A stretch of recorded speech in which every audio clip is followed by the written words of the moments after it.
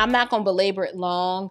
I was on Poppin' Politics the other day on Friday, where we analyzed aspects of this this press conference.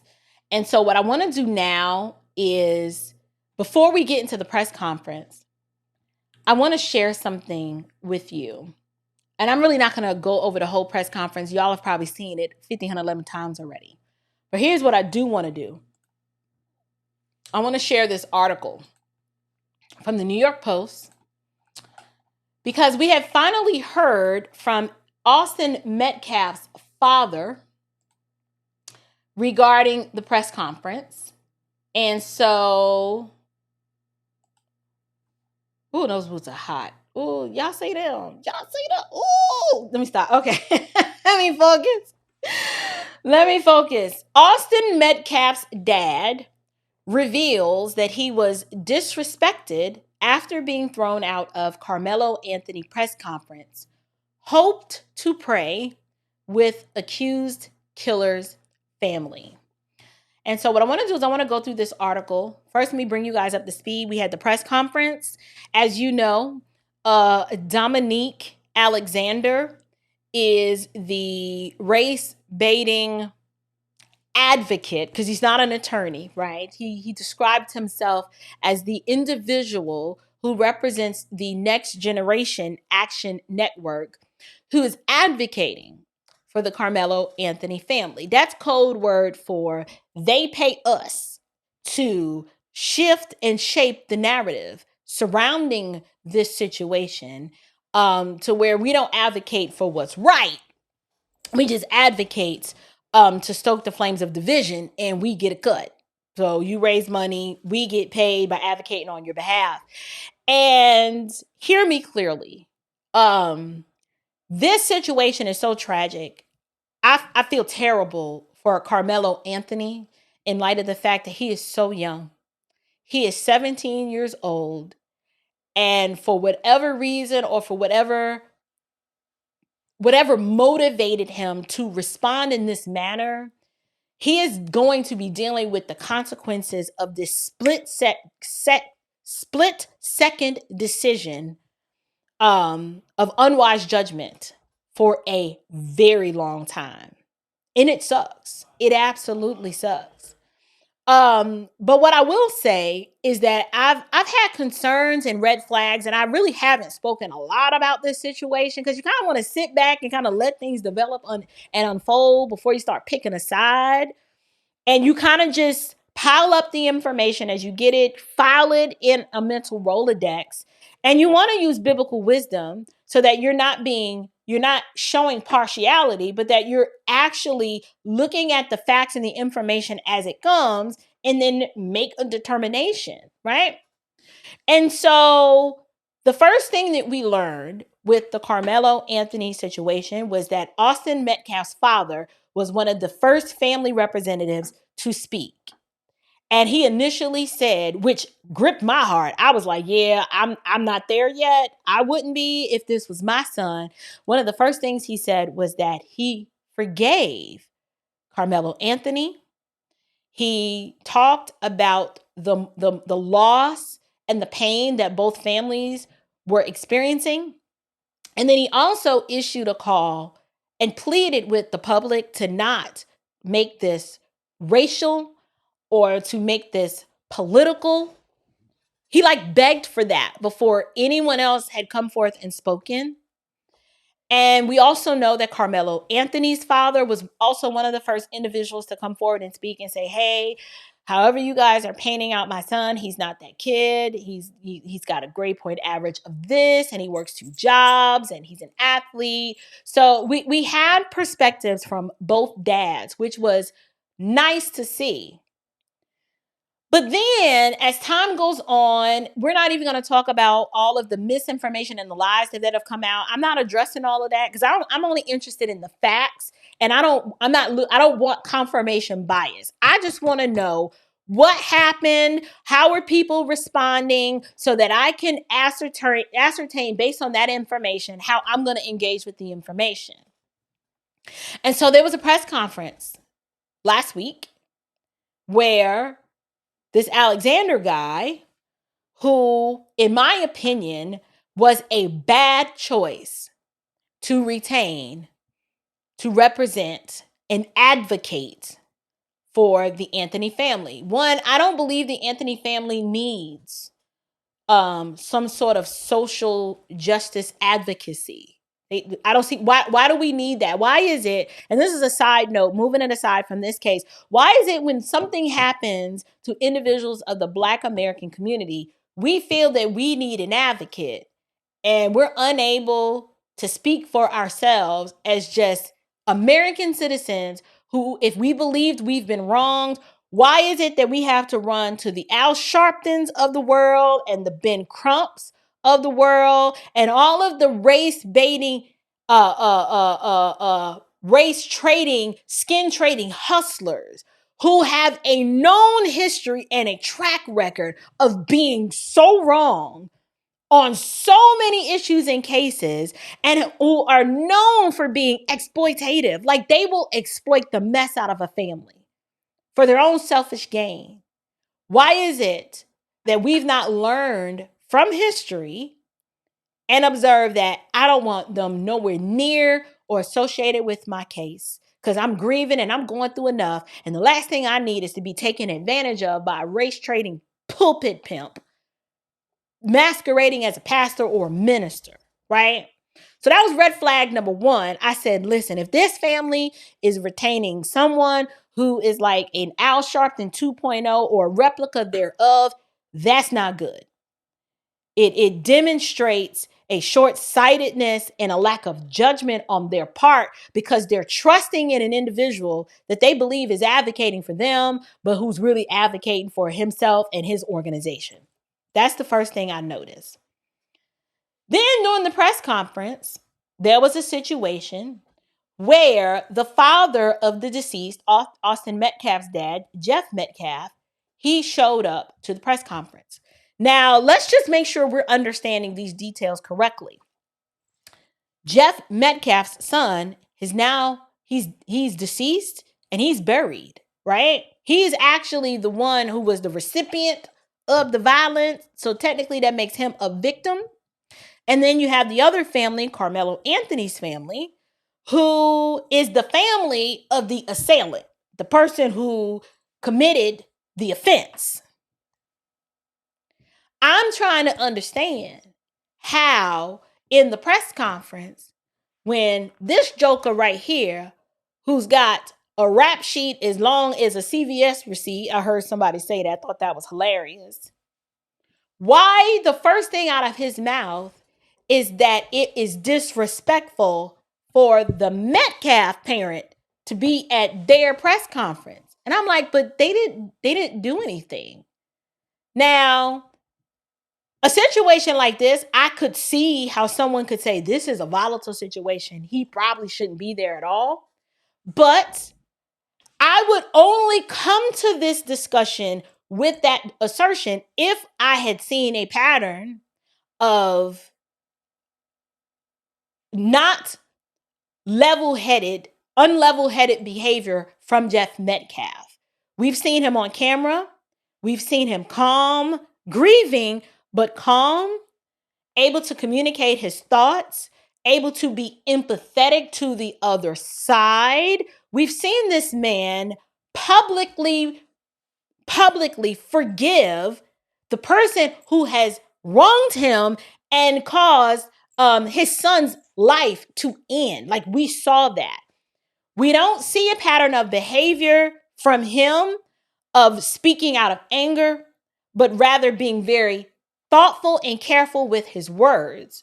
So in a situation like this, I could see how someone on the outset might say he probably shouldn't have been there. But my question is, well, why not? If the police are present and he is not demonstrating belligerent behavior, he doesn't have a weapon on him, I think perhaps this could have been handled differently. But instead, the first thing that comes out of this punk's mouth is, it is disrespectful for him to even be here. And I'm like, how is it disrespectful? Now, I could see if the roles were reversed and they were the grieving family because their son had been alive, and then the parent of the person who killed their son had shown up, I could see how someone could say, it's disrespectful for you to be here. I'm not ready to see you right now. I'm still processing what happened. Why are you here? However, those are not the details of this situation. So let me read to you guys this article. The father of slain teen Austin Metcalf said he hoped he could pray with the family of his son's alleged killer, but wound up feeling disrespected when he showed up earlier this week at a press conference organized by the accused slayer's kin and got thrown out. Let's just marinate on that first paragraph right there, because I was like, say, what now? You came there to do what? Ooh, you got the patience of Job, and it is to be commended, because most of us, if we're honest, would not have wanted to go there to pray. Now, I can't discern this man's heart. He is saying, just like he said in the press conference, I forgive, and I'm just praying for that family, and we're both hurting right now because we're both losing our sons. I've seen nothing but empathy and compassion and forgiveness on the person who has been wrong. Like, that's what we've seen from him. So when I see a statement like this, I can't discern his heart, but I'm like, it's pretty consistent with how this man said, it is my faith that is helping me hold it together. All I have is Christ. This man is like, I ain't got nothing else to cling to. My son is gone. I got one twin left to raise. All I have is Christ. And all I can do, this man, I heard him say, I have to be strong for my family because I have plans, funeral plans to make. I can't fall apart right now. I got to be strong for my other son, and I have to demonstrate a posture and a heart of forgiveness because my son, he ain't there yet. I'm paraphrasing, but correct me if I'm wrong. If y'all have seen the initial press conference where the father spoke, he was just like, I'm numb right now. I don't know how to feel. I got to be strong for Hunter. I forgive the family. I'm praying for the family. Please don't racialize this. Please don't politicize this. Everybody's hurting right now. Nobody wins. This is bad all the way around. That's what we saw. So when he says he hoped that he could pray with the family, I don't understand why that wasn't permitted. It says Karmelo Anthony's family held the press event last Thursday in Dallas, a few days after the 17-year-old was allowed to leave jail on house arrest. See, the culture has so much hatred in their hearts on the basis of ethnicity that the people who claim to be these people of faith and are clinging to the cross of Christ can't wrap their minds around how this man could even have the desire to want to pray with this family after what has happened to him. We don't know what to do with that. We ain't never seen it. We're like, wait, what? No, he probably came. He wanted to shoot up. He wanted to do this. He wanted to retaliate. No, that's what's in your heart. That's what's in your heart. We've not seen that from this man. And he has said he's been pretty consistent. And so when we hear him say he hoped that he could pray with the family, to him, it is probably the most healing and therapeutic thing he knew how to do if he's claiming that he is clinging to Christ, because that's his only hope in life and death. And he's hoping, I don't know if his son was in Christ, but I heard him say he's hoping to see him again. So he must have believed that his son had a profession of faith. We don't know these people. But based on the information, see what I'm doing? I'm taking information that has been presented, not trying to paint an alternate narrative. I'm saying this is what we know, and this is all we have to work with. We have to judge based on what we know. So he's coming to pray. And instead, he gets told that he's being disrespectful and that he should have known that he don't have a right to be here. And I'm like, why not? On what basis? On what basis? Having Karmelo be the victim's father, pray with that family. You have no idea what that would have done to that young man. You don't know.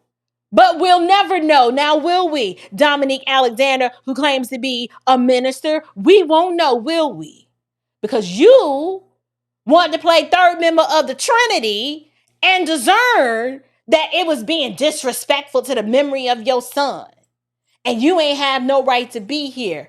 You didn't even give the opportunity for forgiveness and healing to take place because you are so stuck on your grievance when you don't even have a right to, there's no right for you to be grieved. What are you grieved over? He's the one that stabbed the boy. How do you have the audacity to be so prideful and short-sighted over the details of this situation? This is why I speak so hard against the pridefulness and the rebellion and all the other issues that we're dealing with, because now this is the lens in which many individuals in the Black community, this is how we view the world. We view the world with a spirit of retribution and victimization all the time. To the point, we don't even know how to receive the grace of God when it's extended to us. You have no idea how this would have impacted Karmelo. You have no idea how this would have impacted Hunter, who is witnessing his father conduct himself in such a spirit of humility that I don't even know how he's able to do it. We don't know how this would have impacted the judge. We don't know anything. All we know is that a Black boy and a white boy are involved, and now we want to insert into the conversation presuppositions that have yet to be proven, but because we have such racial animus in our own hearts, we don't know what to do with a situation like this. The proceedings came to a halt when Austin's father, Jeff Metcalf, showed up out of the blue, only to be escorted out by a pack of Dallas cops. He thought it could have been handled differently. We never saw him get aggressive and demand to stay. We never saw him be like, well, why can't I stay? He didn't do none of that. He shook the officer's hands and went on his way. Now, here's what he does say. Quote, "They should have pulled me up to the front and said, 'We are so sorry. Our condolences.' The only thing I would have said was, okay, can we pray together and show the world we're united?" This is what he told the Post on Saturday. Do I need to read it again? What do we do with that? What do we do with someone who is absolutely right? Because I'm still trying to understand, after that, with that entire press conference, they didn't lead with condolences and we are sorry for your loss. It was, what about us and what we going through? And I'm like, I'm sorry. This is rich. This is really rich. They waited to the last 30 seconds of the press conference to send some word of comfort to the Metcalf family. I was like, wow. It's telling me everything I need to know, coupled with the red flags. Just saying. Just saying. And I understand y'all, there's a whole lot of people that's not going to like this take. You know why? Because the melanin glasses blind you from just seeing what has been presented and what is the behavior we are seeing from both sides. What is the behavior that we're seeing? We're definitely not seeing any sort of contrition, heart of forgiveness from the other side. All we're seeing is deflection and blaming the weather. That's what we saw from this pulpit pimp right here. Dominique Alexander had the nerve. This is when I realized, I was like, this is a psyop. They are playing in our face. This is a psyop. I don't know if y'all heard it. This man blamed the school and the weather because the school should have known better than to schedule a track meet based on the weather forecast for that day. And had they canceled the track meet, Austin Metcalf wouldn't have been there, Karmelo Anthony wouldn't have been there, and none of this would have happened.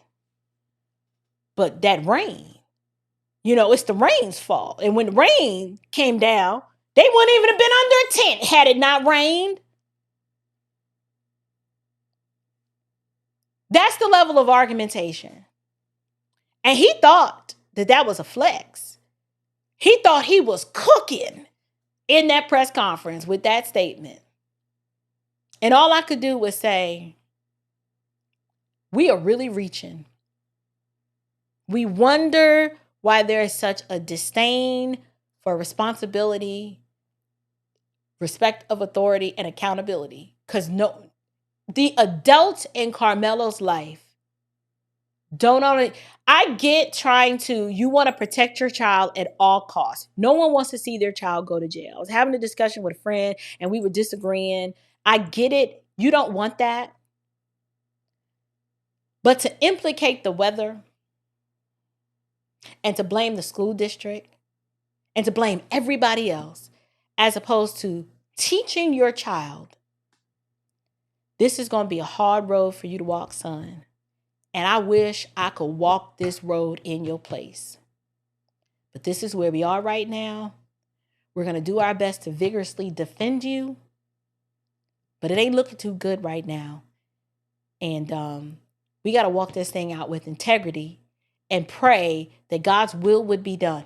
We don't know. For all we know, based on the behavior that's been exhibited so far from Austin Metcalf's dad, he may have asked for leniency. If this family displayed a semblance of humility, contrition, not blame shifting, but just trying to cope with what has happened and how their life has been affected too.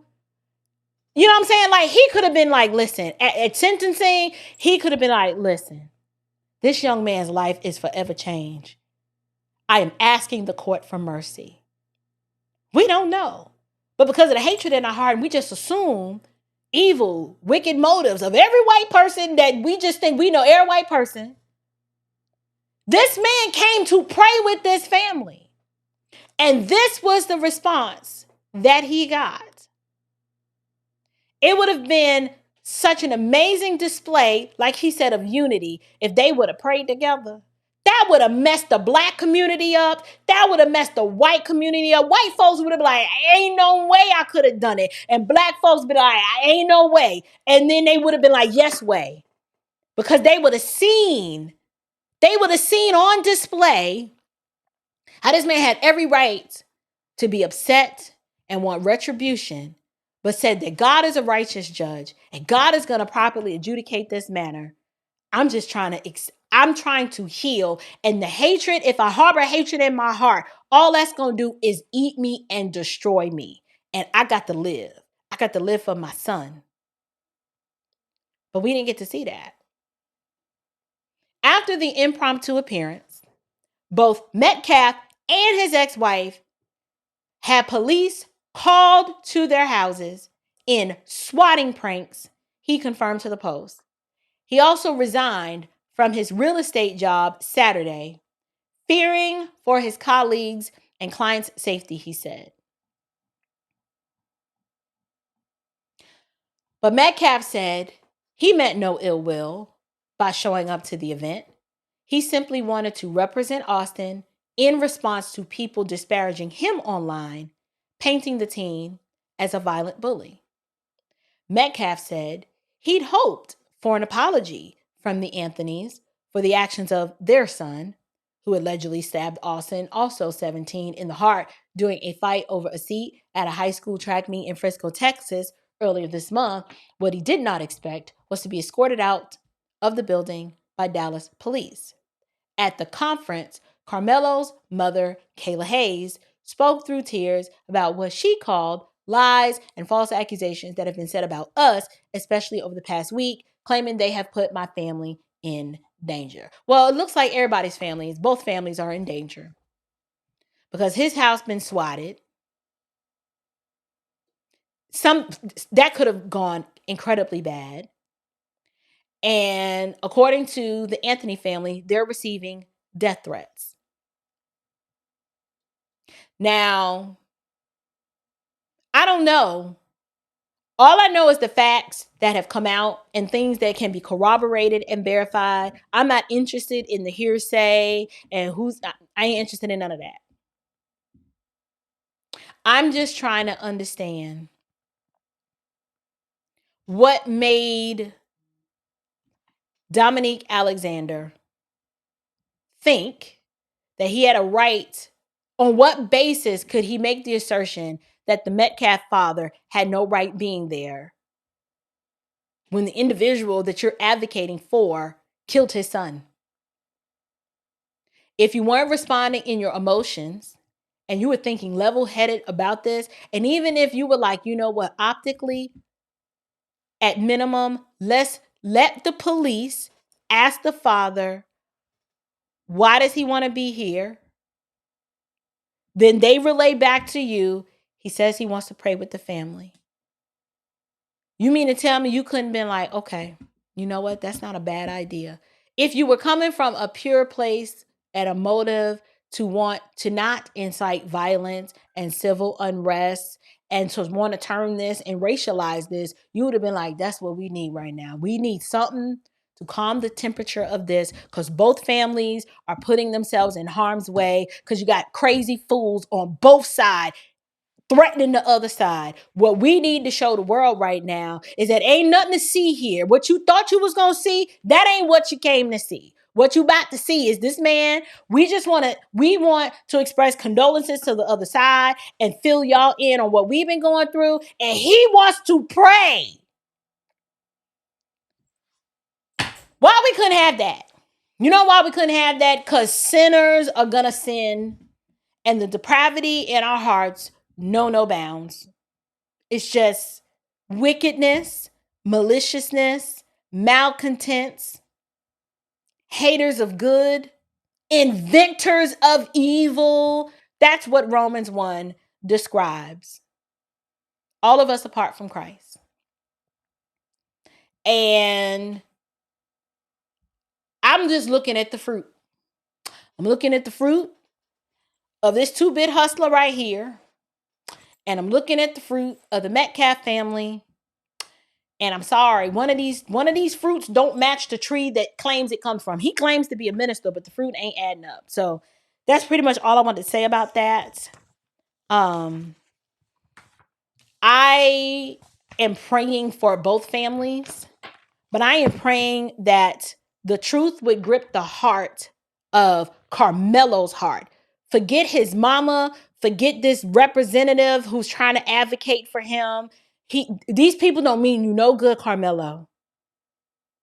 What I would like to see from Karmelo is for him to tune out all of the noise from the adults in his life who claim to be advocating for him, and that the truth of the gospel pierces Karmelo's heart to where he's to the point where he's like, my only hope right now is Christ. Because what I've done, it is bad. My response wasn't warranted. But the last thing we need right now is a race war. And this family has extended their forgiveness to me. And I want to let them know that I am truly contrite and sorry over what has happened. And may God's will be done. And that God will get the glory out of this somehow. And that the Metcalf family might even extend mercy to him somehow. I don't know. These are just the things that I'm praying about. Because it is not going to benefit anybody to add fuel to the flame. I hate that this has turned into a conversation about, well, white people always think this. Because now I'm like, well, black people are sure acting real entitled. Like, to have a race conversation about this, it sucks. And it's a reflection of The culture is trash, and I want to throw the whole thing away. This is why I can't side with the culture, period. I have to disavow it. The tribalism means nothing to me. My people are the ones who do the will of the Father. I'm on the Lord's side. How about that? Don't come to me asking me, you for the black guy or the white guy. I'm on the Lord's side. That's it. That's the only side that I'm on.